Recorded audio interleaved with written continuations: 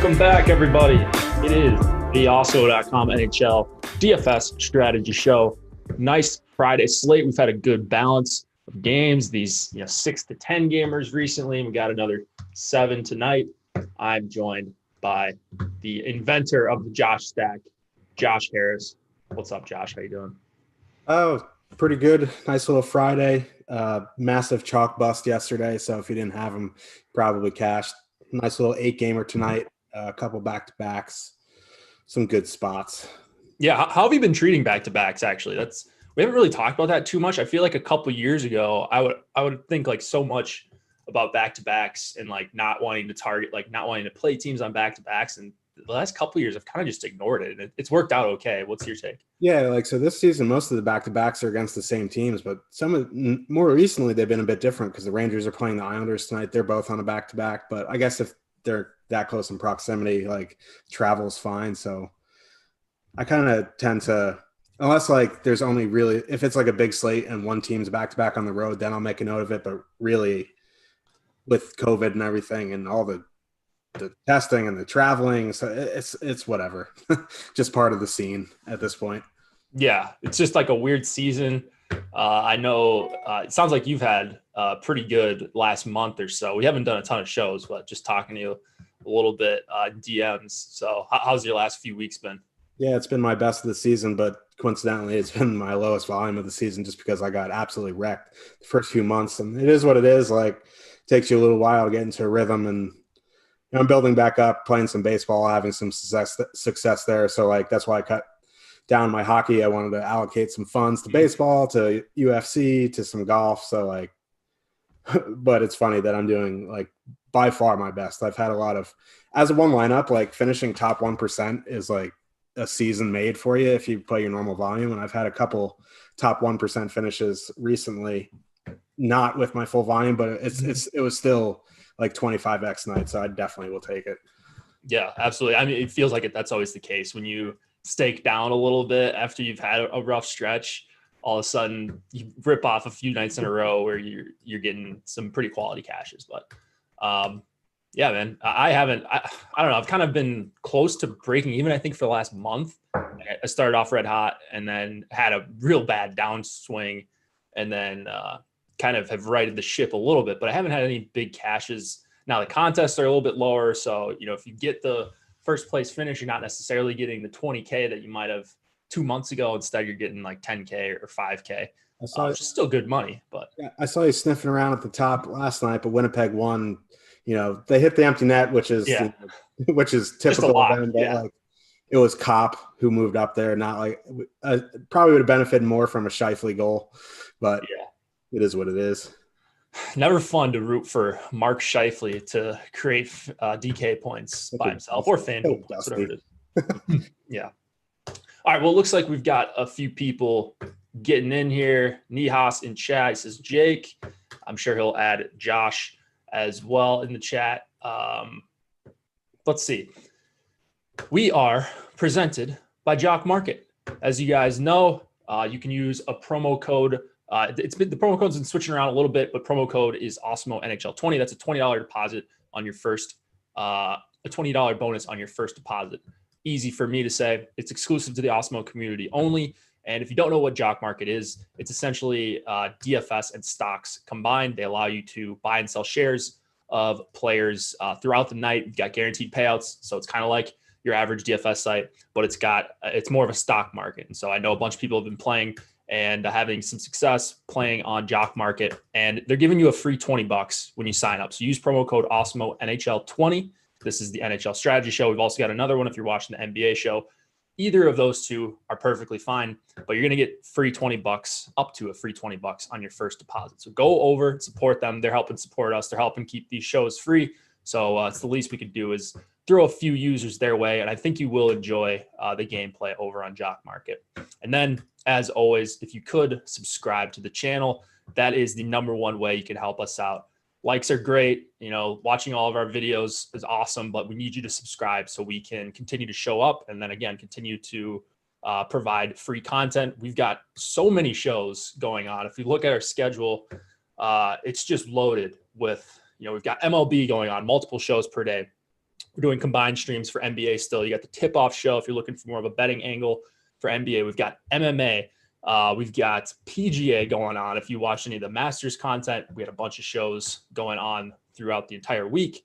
And all this stuff goes up on podcasts besides the live before locks for obvious reasons. There's not enough shelf life. But if you want to check us out on podcasts, if you are a commuter or, you're walking the dog or doing some errands or doing some chores, if your wife or girlfriend or boyfriend assigns you those, you've got plenty of content to listen to over on the Awesemo podcast channels. And we got sports specific channels as well. If you want to go see all those, awesemo.com/podcasts.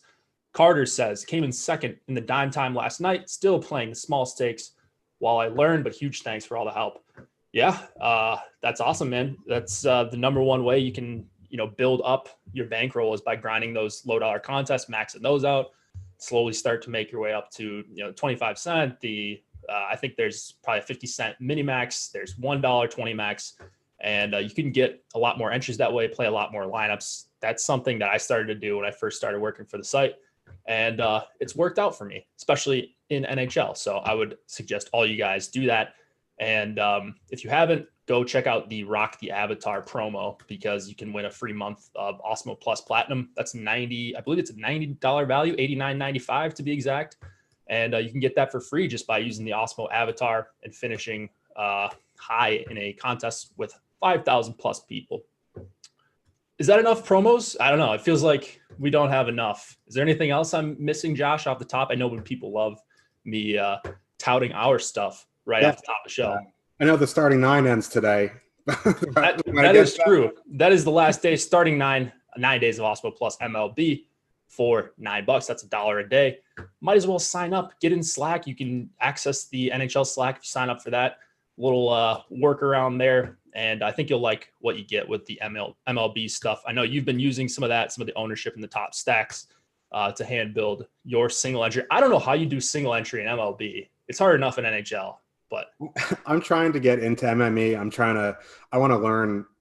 Like, I got to rewatch those evergreen pieces on Fantasy Cruncher just because, like, if you put in, you can make your rules, and if you make a minor mistake, you're like, you're back to the. So I really want to get Fantasy Cruncher down before I start committing funds to MMEing. But one lineup in baseball is not ideal, but I do the best that I can. Did you guys tout Arvidsson last night? Did Cliffy? I think I did. I preferred that line to the second line. Okay. Yeah, Kyle says he went back and forth and looked who you picked. And if I would have just listened to you guys, I would have picked Arvidsson and made some money. Won't let that happen again. And then, that's tough. I mean, you always remember the 50-50 ones that don't go your way, right? You rarely, you're just a genius in your own head when you get it right. At least that's how I remember it personally. Those damn touts don't know what they're talking about. I was right. So, that's true. Yeah, that's true. Reports have Jake Harry going to Jeopardy, Josh says. Cannot confirm nor deny. I heard Aaron Rodgers did a pretty good job, but I mean, you got the hair for it, so it's definitely possible. I can't compete with Rodgers' hair beard combo and just his overall swag. So let's get into the games. We've got 7 of them. Let's start with the Rangers and the Islanders. 2.5 implied total for the Rangers, 3 for the Islanders. Georgiev and Semyon. Varlamov expected to go was Sorokin last night, so should be Varlamov tonight. Your Rangers, is this a true story? This is the first time I'm seeing it from a couple hours ago when I looked at this slate. Kravtsov, he's up on the Strome and Panarin line. Is that a thing? Yeah, I mean, him and Blackwell usually split time during the game. Blackwell usually starts with them. Kravtsov moves up. They want to keep the Lafreniere, Hito, Kakko line together. So they, depending on the game flow, they'll move Kravtsov up. They'll move Blackwell up. I get why they're doing it. You don't want to have, Kravtsov come over from Russia and have him play with Brett Howden and Kevin Rooney all game. You actually want to have him with some players on the ice that know what they're doing. So, So if you're going to play that Rangers second line, I think you can put in Kravtsov. You could put in Colin Blackwell. There's ways to go about it. Yeah, I was wondering because that's your boy. This is your team. Yeah. I didn't see that, but I don't think that changes a whole lot for me in terms of price point. You can play either one up there. It's a $500 difference. Not a huge deal. There are options, but it's a little bit cheaper if you keep on Kravtsov. I can never pronounce this guy's name. Kravtsov? Yeah, I don't know.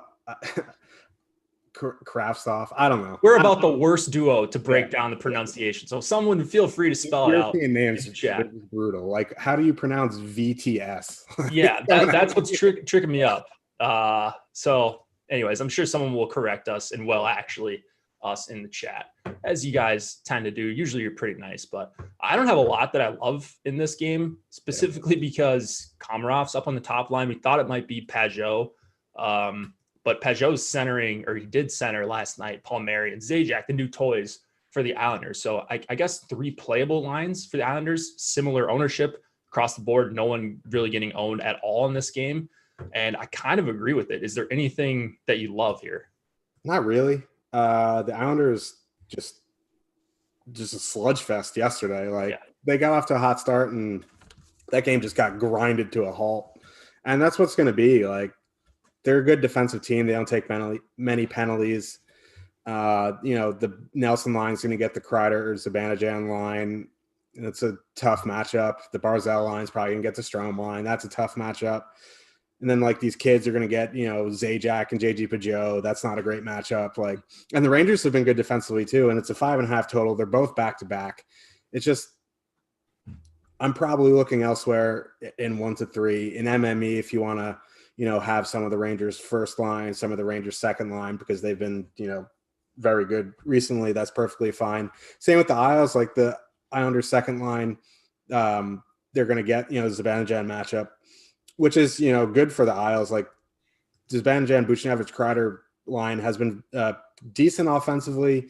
They've been okay defensively, but really where they've been doing their damage has been on the power play. So at 5-on-5, I think if you want to go to the Isles, Bailey, Nelson, Beauvillier makes some sense. I don't understand why Uncle Leo's still up there. I guess we'll see what happens when Wahlstrom comes back. He's a little bit dinged up. Maybe they move JG Pajot up there, and that makes it a bit more playable. But for right now, it's maybe a little bit of Isles too, some of the Rangers top 6 in MME, but that's really about it. I crunched out 150. Actually, I'm at 140 right now. My crunch is still going just to see kind of where I'm at if the slate started right now. And I have 2% Zibanejad, 1% Strome, 1% Nelson, 2% Barzal, and 3% Pajot. So I guess right now I'm the highest on the Pajot line, just because they're not really a third line. Maybe people will see them as the third line. They traded for Zajac to move him to the wing. Like, that makes no sense. But that's why. I mean, because now they have 5 centers. Yeah. They're not gonna. They love the Cizikas, Clutterbuck, Martin trio. They're not breaking those guys up. I was hoping it'd be Pajot, and then Komarov would be with like Zajac and Palmieri. But Komarov can go sit in the press box with Lou. Yeah, they scratched Bellows and Wahlstrom yesterday. So who knows what the Isles are doing? Maybe it was a salary cap move. I'm learning those are a thing, and that's why sometimes these guys get scratched that shouldn't. But Adam Fox is 7K. I mean, what is going on there? I know he's awesome. I know he's one of the better defensemen in the league, especially young defensemen, but I can't justify paying that price. I think the Rangers are overpriced, and I don't really think it's a good spot. So just having trouble getting to much of this game. As Cliffy pointed out yesterday, like, he doesn't shoot much.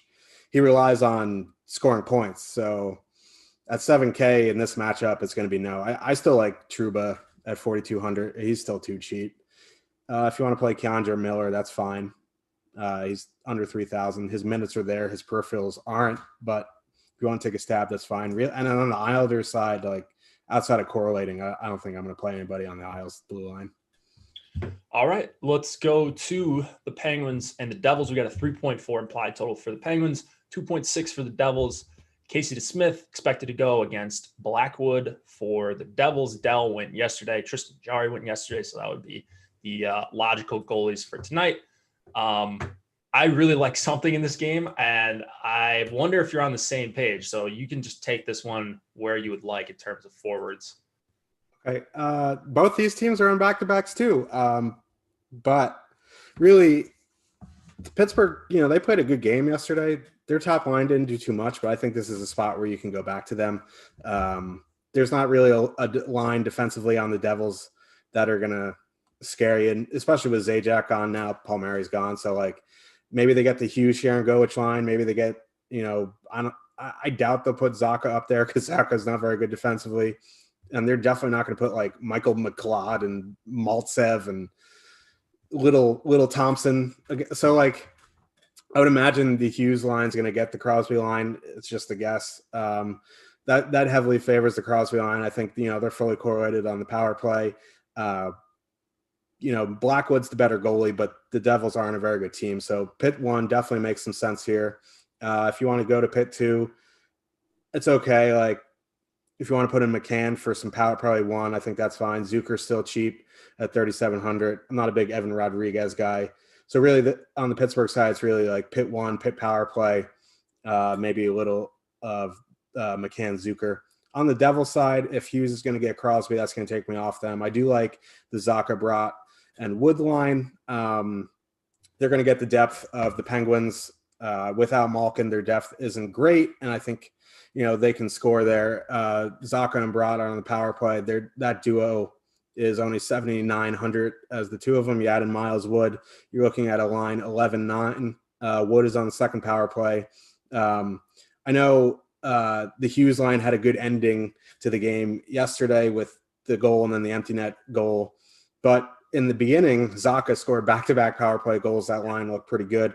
They're going to avoid Crosby, so I think you can definitely go to them as well. If you want to have a little of that Hughes line in MME, that's fine. But my main focus in this game would be Pitt 1. I'd probably come in around the field if I was making 150, and then the Zacha Wood Brat line, I'd probably be a bit over, and then the Hughes line, I'd be a bit under, but I'd have a little bit in MME. Okay, so I might just have to end up ripping up the notes I have for this game. I could be wrong. If the Hughes line is the one you like, I honestly don't know who's going to get Crosby in this. Yeah, match. I mean, I don't know that it's going to be a hard match. I think it'll probably be some of each, but if it is a hard match, Hughes against Crosby, then I wouldn't be on the Hughes line, but I really do like them tonight. I wish they were a little more expensive because they're in that range where even though it's a low implied total, it's high enough that they're going to project okay for most people. So we're showing like 7-8% ownership on the Hughes line, but I think that one's one of my favorites tonight. Hoping they at least split time and maybe see a little bit more time against the Penguins' depth. Really not impressed with the McCann, Zucker, Rodriguez line. Same thing with the Freddie Gaudreau, Aston Reese, Lafferty line. Like Pittsburgh's depth isn't great outside of that top line. I think you can definitely attack them in this matchup. So I'm on the Hughes line.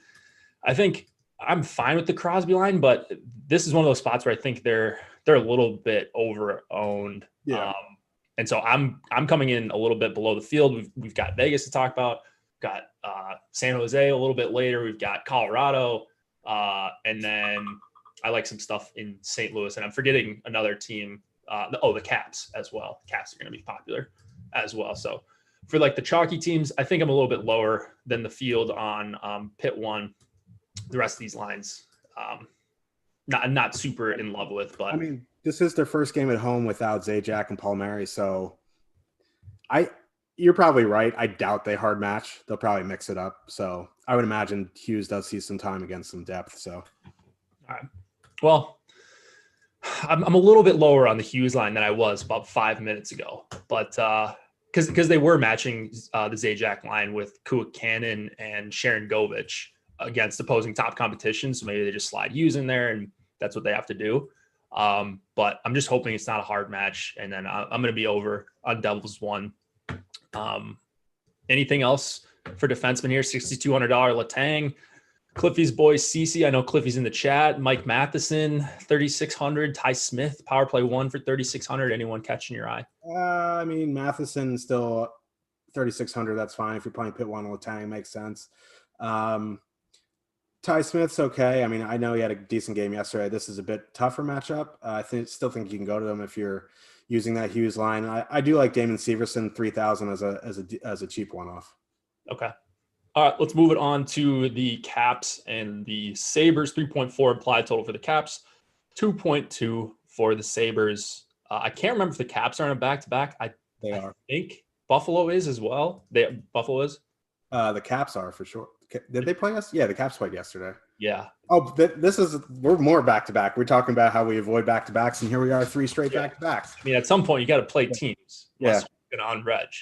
But Vanacek and Tokarski are expected to go. Yeah, because it was Allmark played yesterday and Samsonov played as well. So they switched up the top line during pregame skate yesterday for the Caps. It was, instead of Kuznetsov between Ovechkin and Oshie, it was Lars Eller. Kuznetsov slid down to line 3 with Vrana and Daniel Carr. Sprong was scratched. They kept together the Backstrom line. And Buffalo, they've got a couple of decent players. I think guys that you can consider tonight, Reinhart, Olsen, playing on the same line and same power play. Caps haven't been very impressive recently, as Cliffy mentioned on yesterday's show. Last 10, last 12 games, they've been pretty bad. We playing some Buffalo Sabres tonight on a 7-gamer. I mean, this game, I don't want anything from this game, but we have to talk about it because it's 7 games. So, like, if you're making 150, I think there's some spots where you can have some stuff. In my 1 to 3, I'm going to fade the Caps and just hope for the best. Sabres are going 11-7 again, I believe. So, you have to rely on Reinhart, Olsen being together. They'll probably see some time with Skinner. They'll see some time with Tage Thompson. Whatever it is, Reinhart, Olsen are going to go out together. They're an okay duo. I don't know. I mean, if they're going to get some of the, bottom 6 matchups because they're going 11-7, I think you can have a little bit of them in MMA. Put them in with Skinner if you want. Put them in with Tage Thompson if you want. Have a little bit of MMA. But really, I'm kind of off the Sabres tonight. On the Cap side, I like the top line with Eller there. I like Lars Eller. I'm a Lars Eller guy. He's only 3,900. Makes fitting in OV, 9,100 OV a little bit easier. But really, you're going to have to take some stands here. And I see the ownership at on Caps 1 around 11-12%. I would imagine it's going to be a bit higher just because the Sabres are absolutely terrible. They have a very low total. They're back-to-back. It's Dustin Tokarski. Caps have a 3.4 total. So, you're going to have to take some stands somewhere in 1 to 3, even, 5 to 10 lineups. And I'm going to be off the Caps and just hope it doesn't come back to bite me. They haven't looked great recently. I don't want to pay 9,100 for Ovechkin, but that top line does make sense in MMA if you want to go there. That second line doesn't really do too much for me. Backstrom, Oshie, Sheary. I don't know where the scoring is going to come from. If you want to put in Backstrom on power play 1 with Ovi, that's fine. I think Vrana Kuznetsov is a fine duo. They're not super expensive, and it won't, hamper you if you want to power play stack a team. I don't know much, if anything, about Daniel Carr, so I'd probably just duo them. But really, this game as a whole, I'm probably going to be underweight. I was expecting to see Washington 1 be overwhelming chalk or 20+%. And I think that still might be the case just because you got the cheaper Eller in there. That's $1,200 savings off Kuznetsov. And people don't play Washington 1 for the center. They play it for Ovechkin. And so I think you might see Ovechkin as one of, if not the highest owned player on the slate. Maybe Colorado 1, McKinnon, Ranson didn't get higher owned than him, but he's going to be up there. As far as the full stack, you might be a little contrarian by keeping on Oshie and Lars Eller. And so, I like Washington 1 if they're going to be at 10-12%. If they're going to be at 20 or 22%, I think that's a little bit different of a story. So I'll be monitoring their ownership very closely when I'm building my lineups close to lock. I'm going to have my 8% Caps 1. I think that's probably the floor for what I have on them, but their ownership will determine if I have, 16% or 8%. I don't think I'm going to be way over the field. I don't think it's that amazing of a spot. They're not that amazing at 5-on-5. And I usually have a problem playing expensive lines that aren't great at 5-on-5. So Caps, I'm just kind of lukewarm on them. Like some other teams a lot better. I think there's some Josh stackable teams that we'll talk about in a bit. And so, just not the best overall spot for me.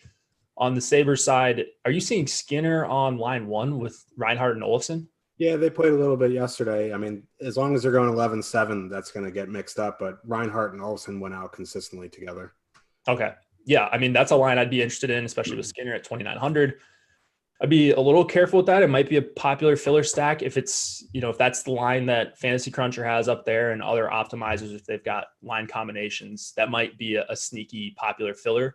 with like your Colorado ones and your Vegas stacks as well. So might have to get a little bit contrarian if you're playing that full line, but if you just want to go Reinhart, Olofsson, they've been playing a lot at 5-on-5 together, or Reinhart, Olofsson, and Dahlin or Ristolainen, both super cheap. Like the Sabres are just way too cheap. I know it's a low implied total, but just based on how the Caps have played recently, I think you can play a little bit of Buffalo 1, and there's definitely 2 defensemen that I'm comfortable playing on the Sabres side. Both Rasmi. The Rasmi, yeah. Yeah.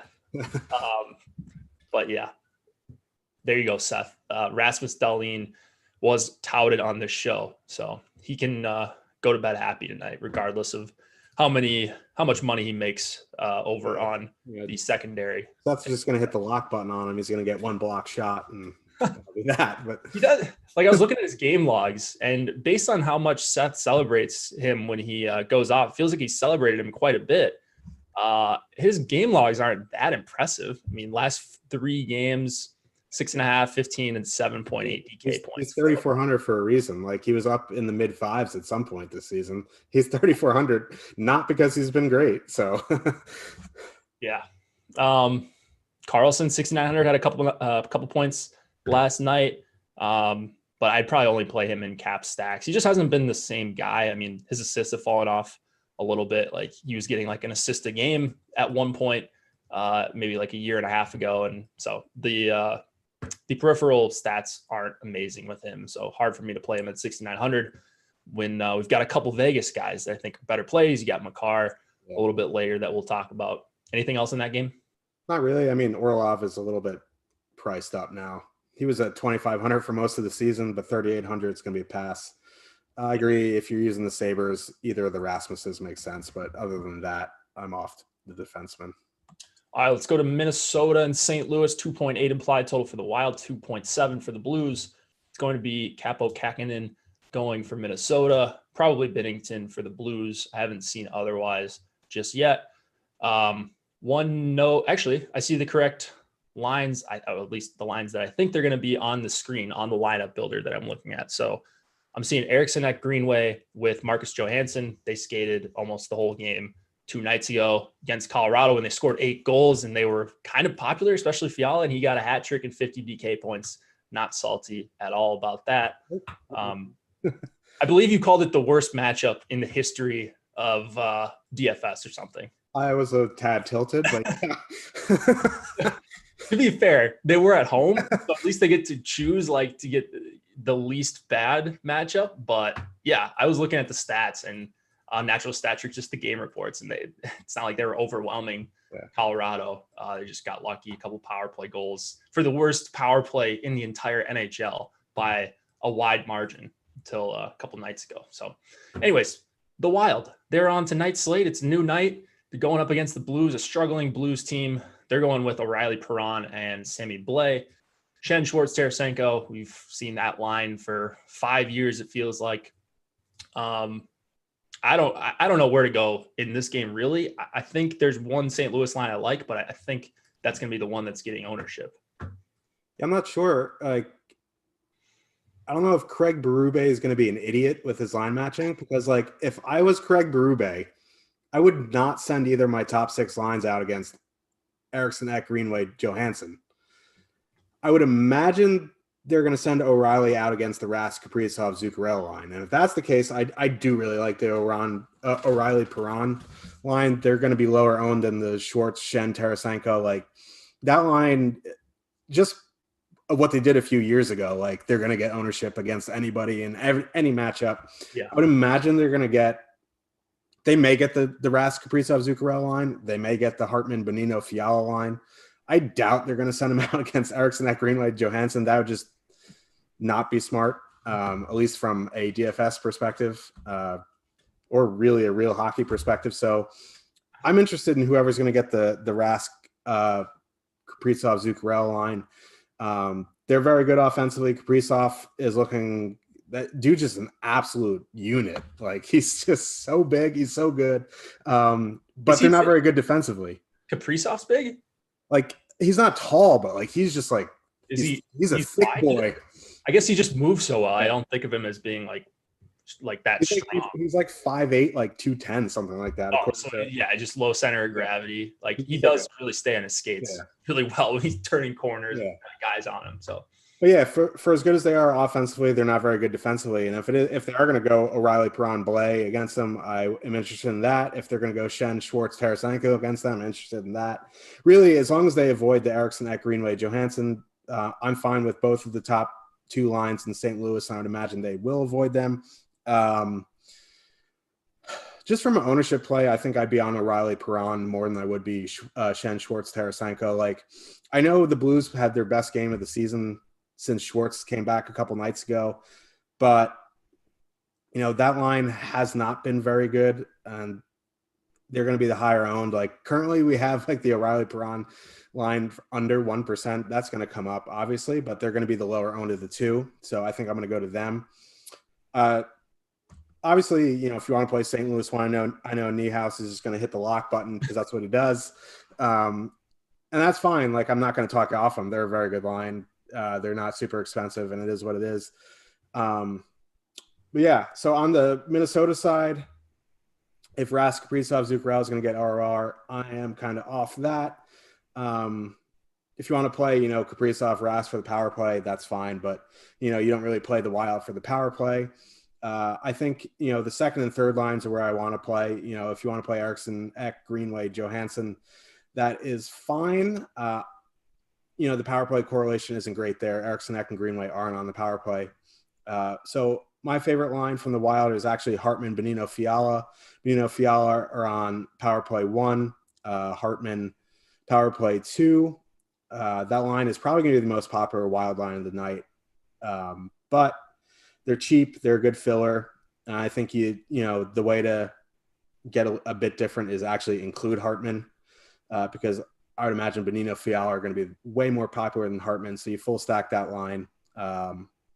They may get the depth of the Blues. They may get Schenn, Schwartz, Tarasenko, but at that price with two guys on the power play, I think that is the line I want to go for from the Wild. Yeah, I think I'm more on the St. Louis side here. A little bit lower of a total. It's close to a 50-50 game. I'm hoping this is a comeback down to earth game for the Wild. They had their fun. They got their 8 goals against the best defensive team in the league by a million miles. Just probably the best team in the league. So they had their fun last game. Parayko is back for the Blues. Maybe he's not 100%, but he's back. He's playing his 20-plus minutes. Like that makes a massive difference. And then I don't really like how the Wild lines are constructed. Kaprizov, like he's a very exciting player. He's meaty, as Kyle says in chat. Yes, he is. But that line as a whole, they started off red hot earlier in the season. We were, talking about their 5-on-5 numbers. They just haven't been very good offensively. However, they do generate a decent amount of high danger chances just because Kaprizov is such a good distributor, puts his guys in really good spots. But I think they might have a tough time if they're going up against O'Reilly Perron, which I think that's how the matchup should go here. If St. Louis is even kind of smart, you play like the Thomas, Stanford, Bozak line in the fourth line. I think they're comfortable playing them against Eriksson, Ek, and Greenway. So I'm hoping they do that because I do like St. Louis here. St. Louis 1, Schenn, Schwartz, Tarasenko. I think they're fine to play. They're going to be a little bit owned. St. Louis 2, the O'Reilly line, they don't project very well, but I do like them. Like O'Reilly, he's not shooting at all. He's got an under 9 individual Corsi for per 60 at all strengths this season, which is very, very low. But Perron is shooting a ton. So I like that 2-man. I like going O'Reilly, Perron, and Tarasenko or something along those lines. Power play stack at Minnesota takes a bunch of penalties. In terms of time shorthanded per game, they're top 5 so far this season.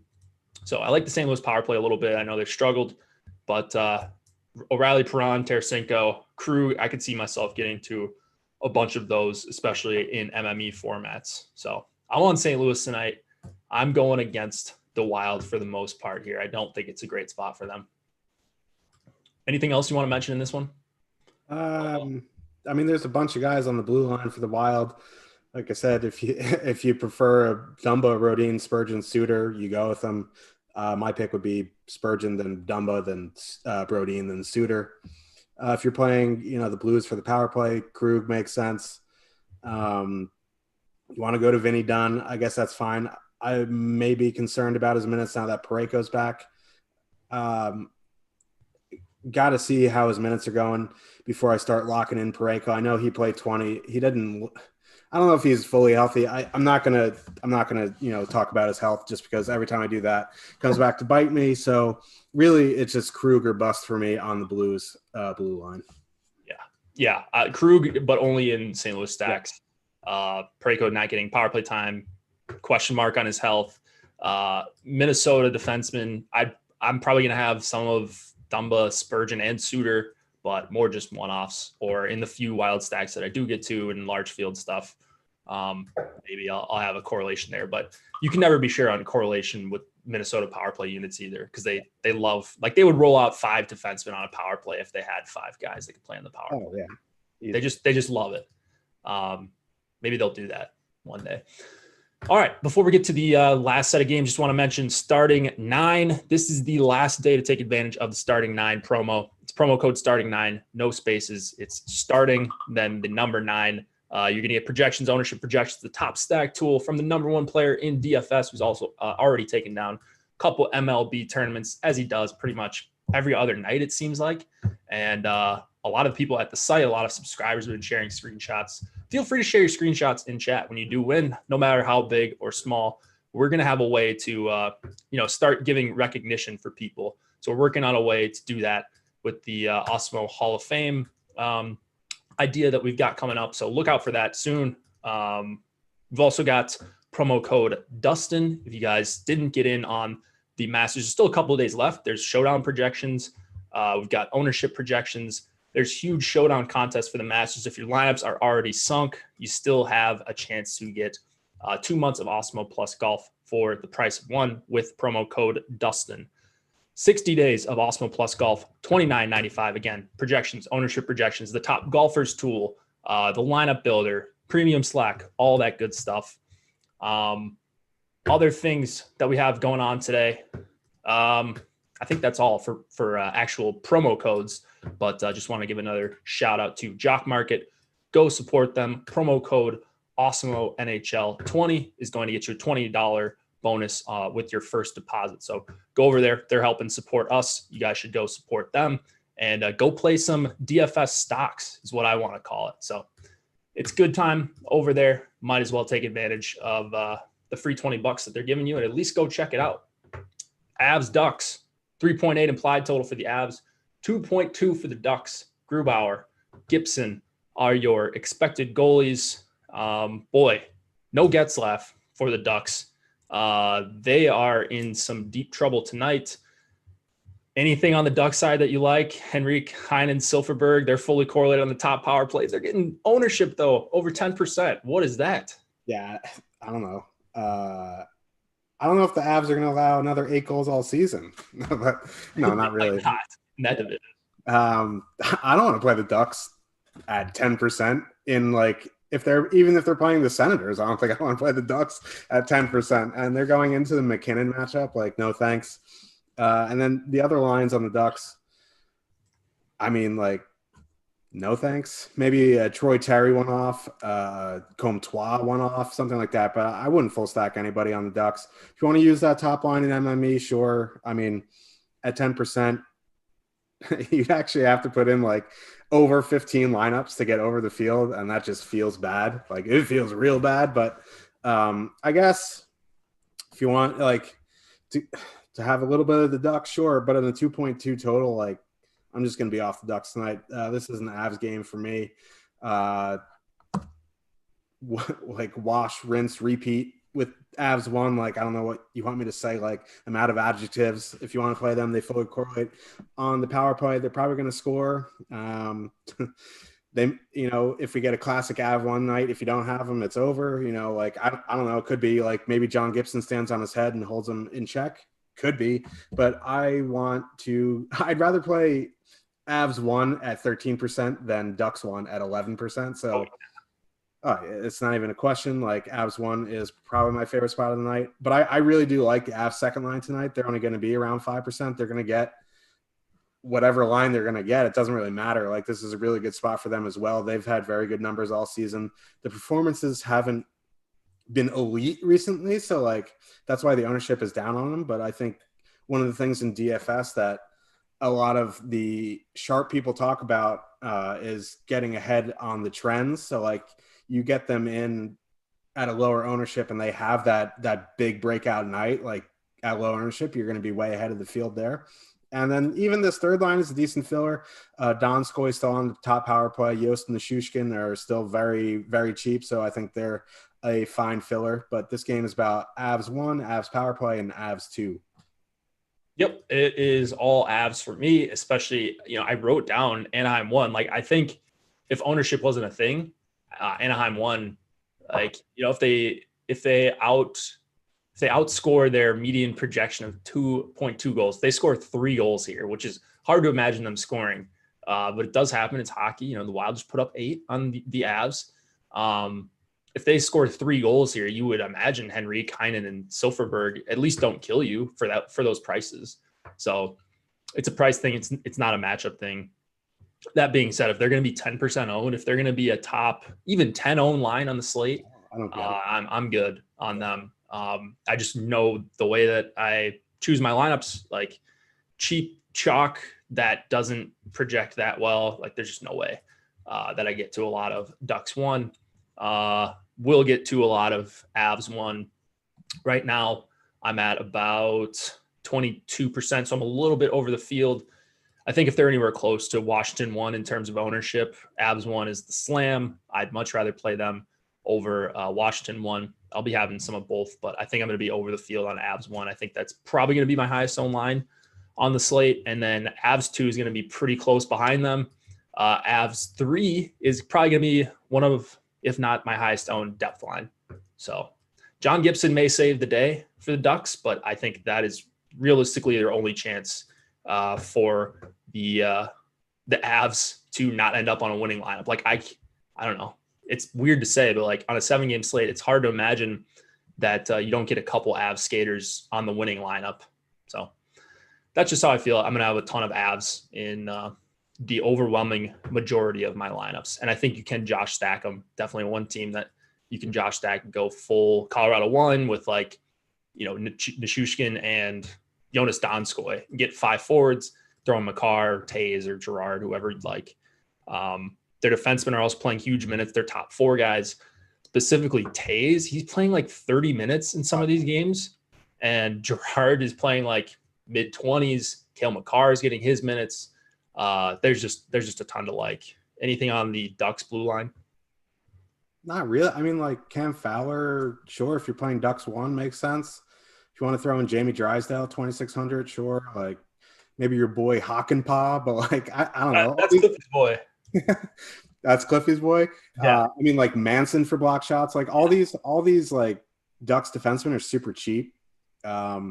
I guess, Manson makes some sense if you think, Colorado's going to, hem him in. Like he may block some shots. So if I had to go to somebody on the Ducks, it'd probably be Manson just for the block shots. I was just looking him up to see if he's been getting some blocks lately. He got the block bonus in the last game. His block shot rate is pretty high, all things considered, and he is 2,700 tonight. So not really a marquee name, but if he's your last guy in type of thing, I think, and maybe a way to differentiate, if you do need a $2,700 defenseman with your Colorado 1 stack, even if you have Grubauer in there, you probably won't that much with Colorado 1, but even if you do, and you need $2,700, I think Manson's actually a pretty good correlation play, just because you're expecting Colorado to, attempt 80 shots tonight. Like that's pretty realistic, and they can put 40 on net, and Manson's their best guy to block a few. So don't mind him even in some Colorado lineups. All right, let's go to the Yotes and the Golden Knights. 2.3 implied total for the Coyotes, 3.3 for the Knights. It's probably going to be Aiden Hill. It's probably going to be Robin Lehner. And we got a surprise. Actually, it wasn't really a surprise, but a lot of the line sites weren't on it. Stevenson was back after his 3-game suspension. Vegas was pretty quiet about that. There was like one tweet that was hours earlier in the day, and then none of the other beats really talked about it. 2 nights ago. Forgot about it too. Like we all did. Yeah. We all did until like an hour before the slate, and then we alerted Slack, and so hopefully you got him in. I don't think it really made the difference, but he turns out Stevenson is quite a big upgrade over Cody Glass, and I can't even remember, was Nozak up there or Nick Roy. Anyways, real Vegas 1 is back together. They're going to be pretty popular. Vegas 2 going to be pretty popular. Do you think it's going to be the Pacioretty Stone line up against our boy Bunting? And then what does that do for you on the Arizona side? Knights still have been hard matching with Carlson against top comp. So I would assume Schmaltz, Garland, Bunting is top comp. So Carlson's going to go out against them. I mean, I think that's fine for Vegas too. I mean, they're good offensively. They're not very good defensively. So I think Vegas 2 makes complete sense. They're still cheap. They're what, 14-6 for a full line. Like that's, gets Carlson and Smith on the secondary power play, Marchessault on the top power play. Their ownership makes sense. They're a good play. Play them if you want them.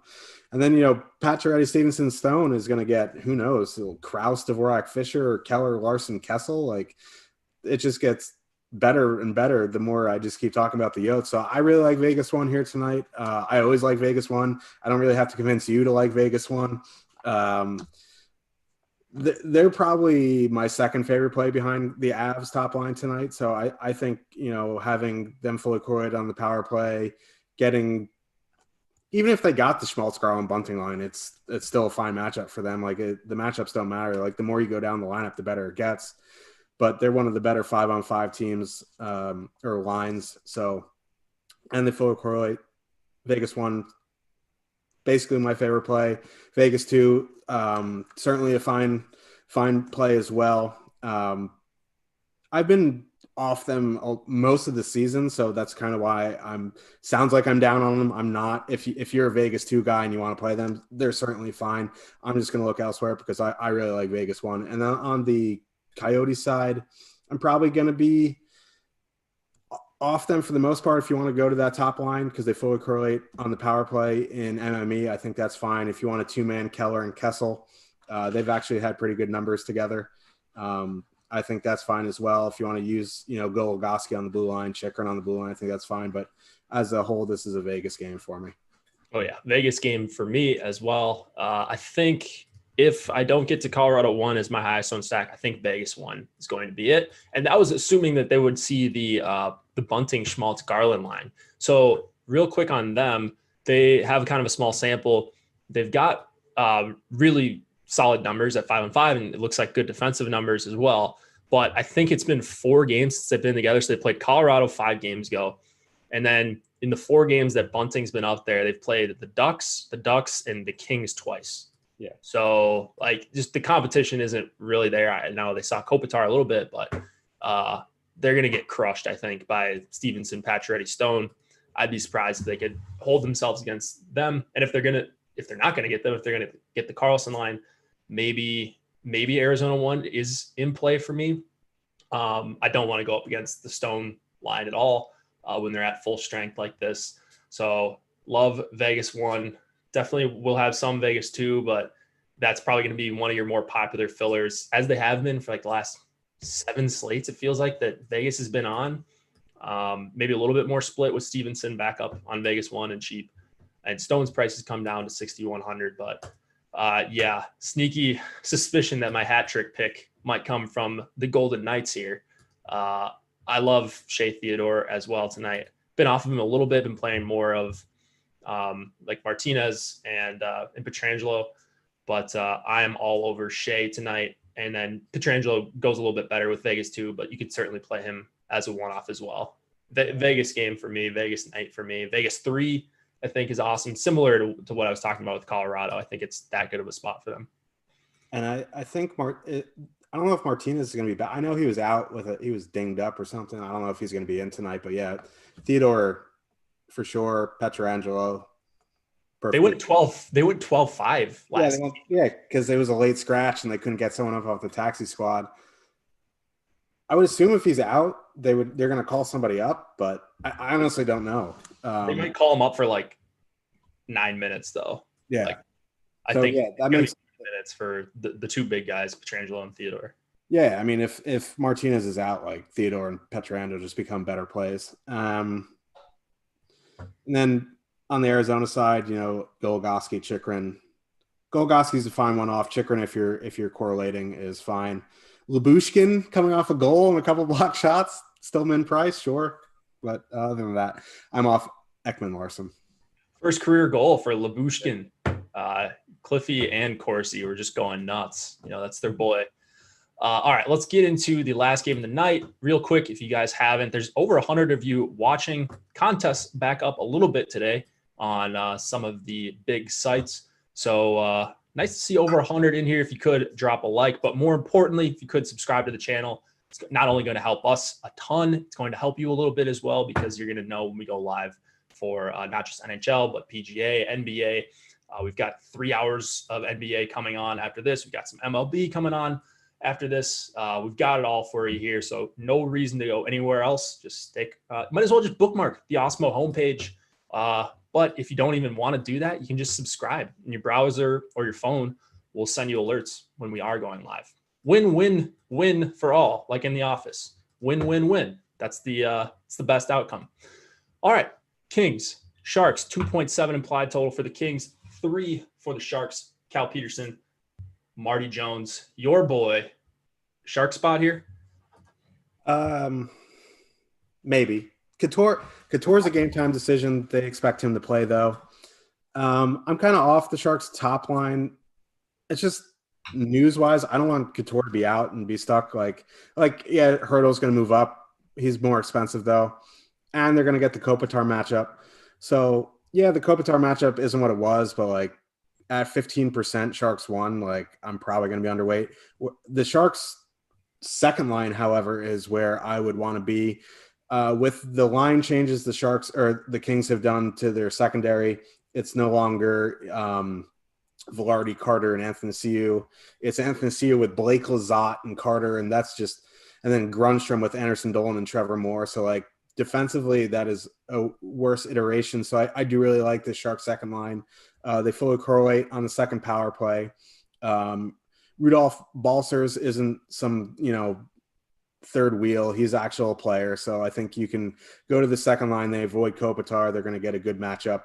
Sharks second line is where I would prefer to be. If you want to use Sharks top line in MME, perfectly fine. On the King side, if you want to use that top line, especially if Couture ends up being out, I think that is fine. If Couture's in, that line has been pretty good defensively. I still think you can go to Sharks 1 and MME, and 1 to 3, I don't think I'd be there. Contractual obligation to mention Jeff Carter. I will say if they're going to get the Hurdle-Meyer line, I'm probably going to be under the field on Carter. And then the third lines, fourth lines, no. But if you want to one-off Adrian Kempe, 4,600, I think that's fine. The Sharks are pretty bad defensively. Their PK isn't great, and Kempe is on the top power play. I know he's stuck on the fourth lines, but he's probably going to be under 1% because of that. And the Sharks power play, the Kings power play has been pretty good. So I think Kempe makes for a fine low-owned one-off. Yeah, I'm in agreement with pretty much everything you said. I'm a little worried about Couture. It sounds like he's going to play, but we've seen this song and dance before recently. I can't remember who it was, but he was expected to play, and sure enough, game time comes, and he's not on the ice for warm-ups. You could be screwed here because you're not going to know before the Vegas game kicks off. So you're gonna have to swap down to San Jose too if he ends up not playing, or you'll get the new combo in there. Maybe it's Marlowe between Kane and LeBanc. Who knows? So this is a San Jose 2 game for me. One of my favorite stacks in the entire night. I'm liking how low their ownership is. I love Timo Meier. Just going by how many shots he's attempting recently. He's putting a lot of them on net as well. I'm all over San Jose 2. So that's the main thing I wanted to mention in this game. Do you have a hat trick pick before we get out of here? I'm going super chalk. I'm going Nathan MacKinnon. I will take Max Pacioretty. That's also pretty chalk. Pacioretty finally gets it done tonight. I don't think he has a hat trick yet this season. He's been pretty quiet a lot of these games, I feel like. But tonight he's going to bust out of it. All right. Thank you, everybody, for joining. It will be Cliffy and Josh tomorrow. breaking down. I think we've got another sizable slate, probably some back-to-backs in there as well. Thanks to Tyler for producing. Thanks to Josh for joining. And subscribe to the channel. Check out all the content we've got coming on after this. Talk to you guys soon.